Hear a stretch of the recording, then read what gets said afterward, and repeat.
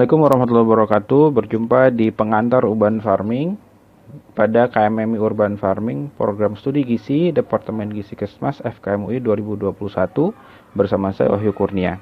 Apa yang kita bahas yaitu pertama definisi urban farming, berikutnya adalah fungsi urban farming, metode urban farming, dan manfaat dari urban farming.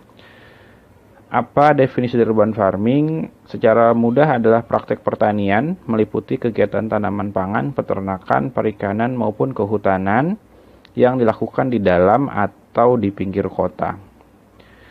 Lalu apa fungsi dari urban farming? Ada 3 fungsi besar yaitu ekonomi atau kesejahteraan, kemudian lingkungan atau kehidupan, dan kemasyarakatan.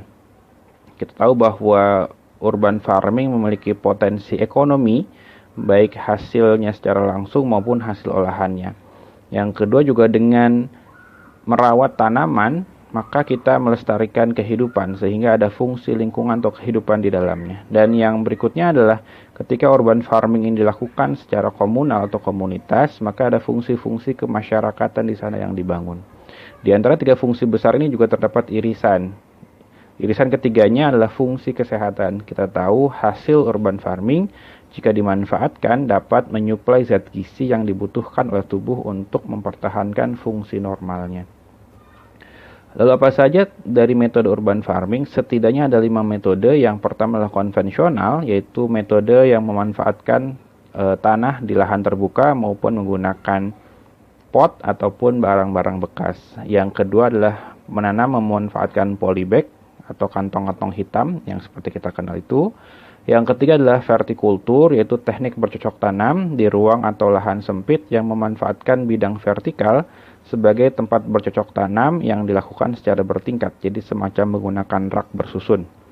Yang berikutnya adalah hidroponik, yaitu memanfaatkan air sebagai media tanam dengan instalasi yang khusus. Dan yang terakhir adalah microgreen. Ini adalah pendekatan teknik menanam yang memanfaatkan atau memetik hasilnya berupa tunas dari berbagai tanaman sayur yang dapat dipanen sekitar 7-14 hari setelah disemai.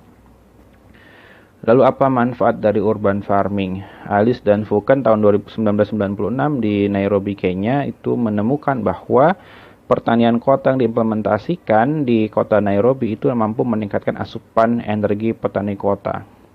Kemudian balita gizi kurang juga menurun di lingkungan yang menerapkan urban farming.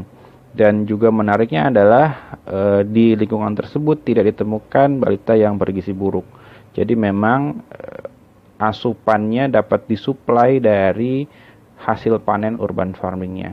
Yang kedua, temuan dari Pinder Hughes tahun 2004 menunjukkan bahwa pertanian kota mampu mengurangi kemiskinan, kerawanan pangan, dan merupakan solusi masalah dari sampah organik. Demikian pengantar untuk urban farming, dan berikut adalah beberapa bacaan yang dapat ditelusuri lebih lanjut untuk mendalami terkait urban farming. Terima kasih. Assalamualaikum warahmatullahi wabarakatuh.